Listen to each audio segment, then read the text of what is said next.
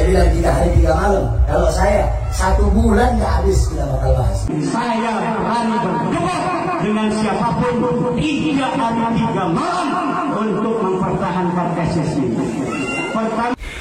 Assalamualaikum warahmatullahi wabarakatuh. Allahumma salli ala sayyidina Muhammadin wa ala alihi wa sahbihi ajma'in, amma ba'du.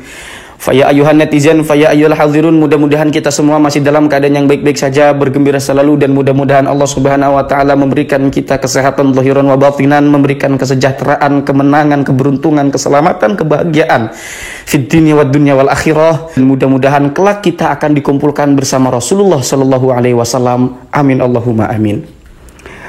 Di tengah kekisruhan netizen antara pihak Kiai Haji Imaduddin Utsman dan juga pihak para habaib, di mana Kiai Haji Imaduddin Utsman bersiap debat selama 3 hari 3 malam dan dibalas oleh Habib Bahar siap berdebat selama 1 bulan penuh. Walaupun selama ini dan sejauh ini belum pernah saya dengar bantahan secara ilmiah yang dilakukan oleh Habib Bahar. Paling itu ada Habib Hanif ya.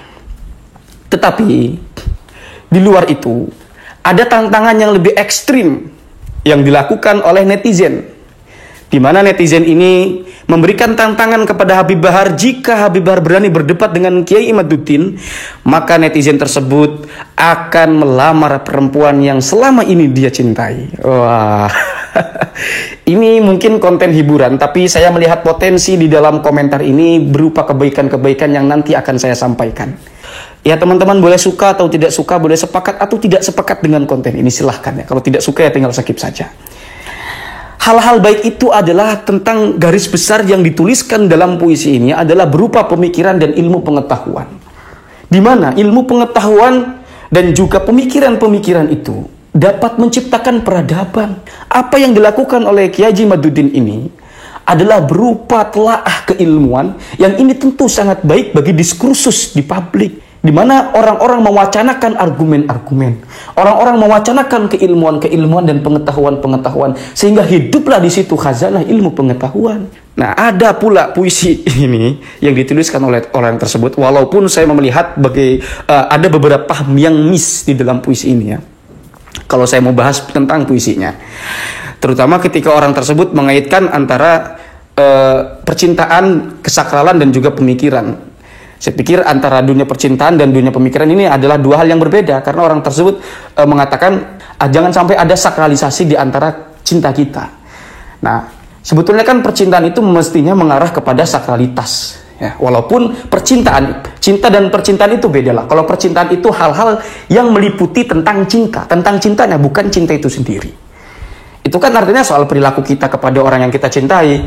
Nah, mestinya itu kan mengarah kepada sakralisasi. Artinya mengarah pada sakralisasi itu atau mengarah tentang hal-hal yang berbau sakral atau bersifat sakral, bukan kesakralan itu sendiri ya teman-teman ya.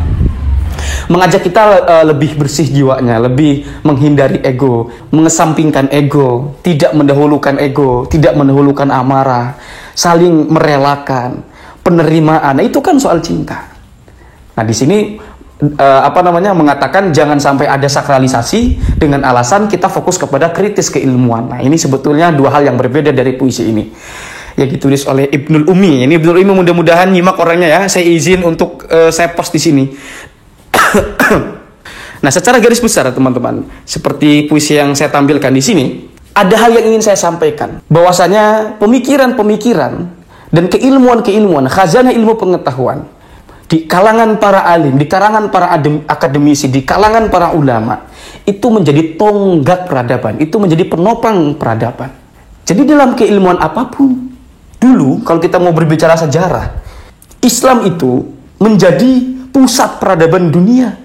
Orang-orang Eropa dulu itu, termasuk René Descartes, kemudian Leonardo da Vinci, bapak-bapak modern di barat itu, semuanya memiliki keterpengaruhan oleh ilmuwan-ilmuwan Islam.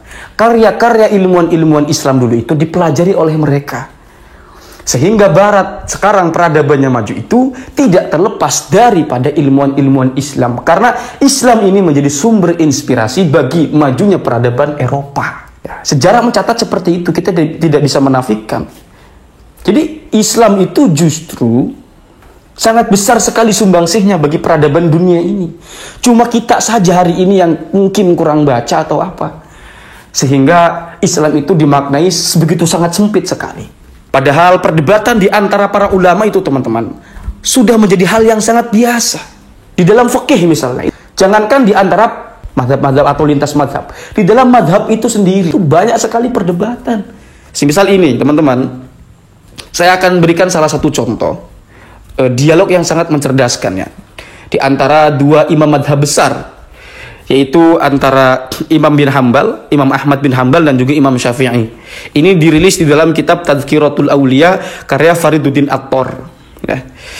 Annahu zahaba Ahmad bin Hambalin ya, bahwasanya Imam Ahmad bin Hambal membuat madhab ya, ila anna tarika sholatin, bahwasanya orang yang meninggalkan sholat wahidatin satu kali amdan secara sengaja yakfuru, orang tersebut kafir.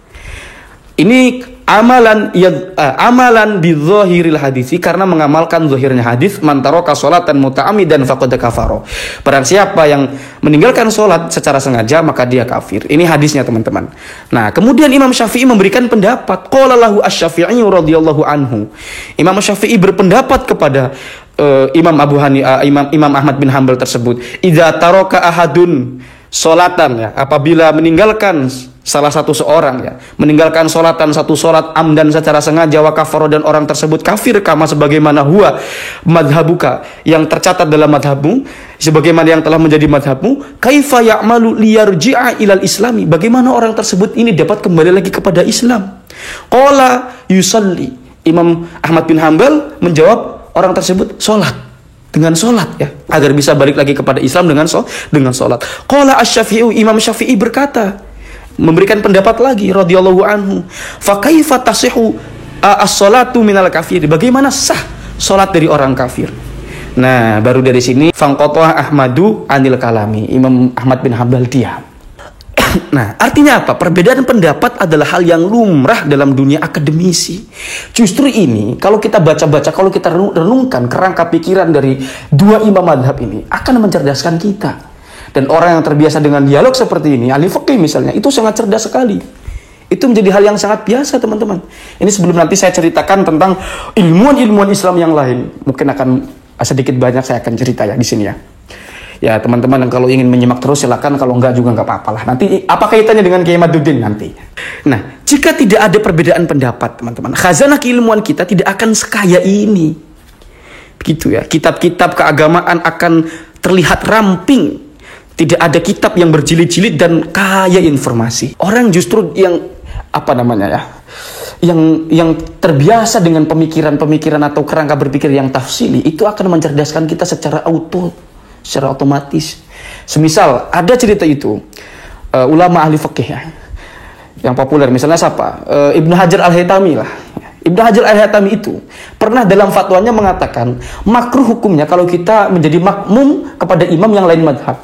Tapi pada satu hari Ibnu Hajar Al-Haytami ini pernah kepergok ikut sholat menjadi makmum dari imam yang lain madhab. Ketika ditanya, kenapa engkau memfatwakan seperti ini, makruh kalau orang itu ikut sholat pada imam yang lain, tapi kamu itu sholat di imam yang madhabnya lain. Apa jawaban Ibnu Hajar Al-Haytami? Dzakal qaulu wa hadzal amal. Itu adalah ungkapanku, tapi ini adalah amalanku. Lah ini kan jawaban yang sangat cerdas sekali. Bukan di kalangan para fikih saja teman-teman. Artinya bukan hanya di kalangan khazanah pengetahuan, perbedaan pendapat di antara para ulama yang kemudian menjadi khazanah keislaman yang sangat luas sekali dan kaya. Bukan hanya di antara, atau bukan wacananya cuma fikih saja. Di dalam ilmu gramatika, orang Basra dengan orang Kufah, ya, itu dirilis oleh Ibnu Aqil banyak sekali perbedaan-perbedaan. Kemudian dalam ilmu balaghah ya, ada jumhur dan juga ada ulama yang vokal, Imam As-Sakaki. Itu kalau diceritakan panjang ya. Banyak sekali teman-teman perbedaan. Nah, saya ambil yang paling pusatnya saja, yaitu ketika Islam itu menjadi pusat peradaban dunia. Apa yang kemudian menjadi penyebab Islam menjadi pusat peradaban dunia? Tentu adalah karena keilmuan. Wacana-wacana di publik, ya, wacana-wacana yang menjadi obrolan secara garis besar di antara masyarakat itu adalah karena keilmuan. Bagi teman-teman yang ingin nimbrung memberikan pendapat, atau silahkan, itu sangat dipersilakan. Artinya Kan begini, sebelum saya cerita lebih lanjut lagi, apa yang dilakukan oleh Kiai Maduddin ini, saya tegaskan sekali lagi, adalah wacana keilmuan. Seharusnya kita menelisik banyak kitab-kitab, menelaah banyak kitab-kitab, baik untuk membantah atau untuk mendukungnya. Ya. Ilmuwan-ilmuwan Barat itu, bapak-bapak modern yang kemudian menginspirasi orang-orang Barat untuk melakukan Renaissance. Artinya Renaissance ini Barat menemukan abad kegemilangannya. Ya. Ilmuwan-ilmuwan lahir di sana, kemudian menciptakan peradaban-peradaban, menciptakan teknologi-teknologi. Itu tidak terlepas dari ilmuwan-ilmuwan Islam. Bapak-bapak modern yang pengusung pergerakan Renaissance dari Eropa itu, sehingga Eropa sekarang mentereng, itu terpengaruh daripada ulama-ulama Islam, ilmuwan-ilmuwan Islam. René Descartes itu bapak modern, Leonardo da Vinci itu bapak modern. Ya, dan banyak sekali ilmuwan-ilmuwan dari Eropa itu yang kagum kepada orang-orang Islam di era dulu. Era Ibnu Sina. Ibnu Sina ini dengan karya-karyanya mewarnai atau mengharumkan Islam di jagat dunia, ya, di jagat bumi ini. Orang Eropa itu sehingga menemukan kedokteran, sehingga menemukan banyak obat-obatan, itu dijembatani oleh karya-karya Ibnu Sina. Ya, kita jangan melihat Ibnu Sina ini diperdebatkan apakah Syiah atau bukan. Yang pasti setelah saya cek di dalam bukunya, At-Thariqu ilal Isfahan itu, yang merilis riwayat hidup Ibnu Sina, perjalanan Ibnu Sina dari kecil sampai dewasa, itu jarang sekali, bahkan hampir tidak pernah Ibnu Sina itu meladeni wacana-wacana tentang teologi. Artinya Ibnu Sina ini memang betul hidup di kekuasaan yang waktu itu yang sedang berdiri adalah Syiah. Ya. Tapi kan kita nggak bahas Syiahnya, kita bahas karya-karya Ibnu Sina. Dan karya-karya Ibnu Sina itu bukan karya-karya yang membahas tentang akidah. Jadi memang Ibnu Sina ini hidup fokus kepada keilmuan. Ya. Sejak usia 7 tahun sudah hafal Quran. Usia belasan itu sudah paham tentang gramatika bahasa Arab, mantik balaghah. Wabil khusus mantik dari Yunani itu Isagog, ya, atau Isagozi, kita kenal dengan nama itu. Ya, karya-karya beliau ini sangat luar biasa. Al-Qanun fit Tibb menjadi buku rujukan di dunia bagi ilmu kedokteran selama 500 tahun. Ya, kemudian beliau disebut sebagai the law medians Avicenna. Ya, kalau teman-teman cara mikirnya itu, oh Ibnu Sina itu yang menyanjung orang-orang kafir, berarti dekat dengan orang-orang kafir. Ya, kalau cara mikirnya seperti ini, susah. Kita bicara peradaban Islam. Ya, yang pasti, rumah sakit di mana-mana itu tidak terlepas dari jasa besarnya Ibnu Sina. Makanya jangan heran itu banyak sekali klinik yang namanya Avicenna. Justru kita harus berpikir kenapa kita kalah gercep oleh orang Barat. Orang-orang Barat mau mempelajari ilmuwan-ilmuwan hasil karya-karya orang Islam, tapi kok kita nggak mau mempelajarinya? Pastinya kan begitu. Imam Al-Ghazali, teman-teman, ini juga mewarnai peradaban dunia Islam. Di dalam dunia filsafat, mungkin ini kalau diceritakan, kalau saya beritahu di sini agak-agak sensitif. Tapi memang sejarah mencatat seperti itu. Perdebatan antara Ibnu Sina ketika menyerang 3 tokoh filsuf termasuk Ibnu Sina, selain daripada Al-Kindi dan juga Al-Farabi, itu juga mewarnai khazanah ilmu pengetahuan Islam. Jadi Islam itu dikenal dengan pemikir-pemikir yang hebat, disegani, ditakuti. Di antaranya Imam Al-Ghazali ini. Setelah Imam Ghazali ada Ibn Rushd, ini dari Spanyol, dari Andalus, yang kemudian mengkritik keras juga kepada Al-Ghazali. Nah, perdebatan-perdebatan itu yang dilakukan oleh ulama-ulama hebat itu, yang banyak berbeda pendapat dan terjadi perdebatan yang sangat keras di dalamnya itu, justru yang membuat Islam kemudian dikenal sebagai agama yang hebat.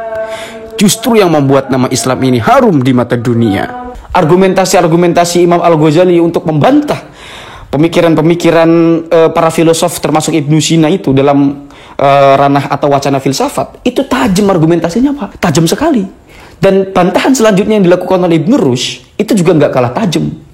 Jadi Imam Ghazali itu menulis buku yang namanya Maqasidul Falasifah, kemudian dilanjutkan Tahafutul Falasifah. Ya. Maqasidul Falasifah ini menghimpun pikiran-pikiran para filosof yang ingin dikritiknya. Itu filsuf-filsuf generasi atau angkatan peripatetik, ya, filosof jalan-jalan. Yaitu 3 filosof tadi yang saya sebutkan. Nah, artinya Imam Ghazali ini untuk mengkritik saja itu harus mempelajari dan memahaminya terlebih dahulu. Sebelum dikritik nanti habis-habisan dengan Tahafutul Falasifah. Dan itu dikritik habis-habisan pula dengan tahafutnya Ibn Rushd. Jadi kalau kita berbicara ilmu, nikmati saja. Sambil enjoy ngopi, sambil chat bercandaan, sambil tertawa. Tidak perlu harus ngotot-ngotot. Justru Islam itu dulu menjadi pusat peradaban dunia karena keilmuan-keilmuan oleh para ulama yang mendunia. Jadi intinya, perdebatan-perdebatan yang dahsyat itu di karangan para ulama, di karangan para alim dan ilmuwan-ilmuwan Islam itu dapat memberikan sumbangsih terhadap peradaban dunia, sehingga gagasan-gagasan, pikiran-pikiran mereka dipakai dan memberikan kebermanfaatan bagi kehidupan manusia yang sangat besar sekali. Banyak juga ulama-ulama Islam itu yang fokus kepada ilmu dan mengeluarkan banyak karya, mewacanakan wacana-wacana di publik itu, wacananya keilmuan. Ada Ibnu Khaldun, apalagi Ibnu Khaldun ya. Itu pikiran-pikiran, gagasan-gagasannya, teori-teorinya menjadi inspirasi bagi Agus Comte. Agus Comte itu siapa? Itu yang menciptakan lingkaran Wien di Australia kalau nggak salah ya. Di mana kurikulum kita dalam bidang sosiologi itu merujuk kepada Agus Comte ini. Padahal Agus Comte ini merujuk kepada Ibnu Khaldun. Persoalannya kenapa kita tidak yang mempelajari pikiran-pikiran Ibnu Khaldun? Kan seperti itu. Banyak sekali, ada Jabir bin Hayyan dalam bidang fisika, dalam bidang matematika. Kemudian ada Ibnu An-Nafis, ada Al-Biruni. Kemudian yang banyak dirujuk oleh orang-orang Barat itu, yang Barat itu kan sekarang kenapa sih Barat itu kan yang peradaban disebut sekarang menjadi pusat peradaban dunia kan sekarang Barat, Eropa itu. Ya, padahal mereka itu tidak terlepas dari Islam. Artinya, saya ingin dengan mewacanakan seperti ini, kita itu tergairahkan terhadap keilmuan. Di mana keilmuan itu dapat menopang peradaban, dimulai sedikit demi sedikit. Ada wacana keilmuan Kiai Maduddin ini. Kita soal ilmunya yang dilakukan oleh Kiai Maduddin ini. Ya, kita fokus ke ilmunya. Bahwasanya yang dilakukan oleh Kiai Maduddin ini adalah ranah keilmuan. Kita fokus ke ilmu. Berbicara, membantah, menyanggah dengan argumentasi. Dimulai dari sini sehingga mudah-mudahan menjadi kebiasaan untuk ke depan, begitu ya. Jadi begitu ya. Jadi soal siapa tadi yang komentar itu, terima kasih telah berkomentar seperti itu, sehingga ini merangsang saya untuk sedikit kreatif membawakan isu semacam ini. Meskipun ini baru sedikit yang saya sampaikan, padahal banyak sekali di dalam tempurung kepala saya yang ingin saya sampaikan, tetapi terbatas oleh durasi. Ya, saya doakan mudah-mudahan yang tadi berkomentar itu berjodoh dengan perempuan yang disayanginya, dengan perempuan yang dicintainya. Mudah-mudahan ada manfaatnya. Hadanallahu wa iyyakum ajma'in. Wassalamualaikum warahmatullahi wabarakatuh.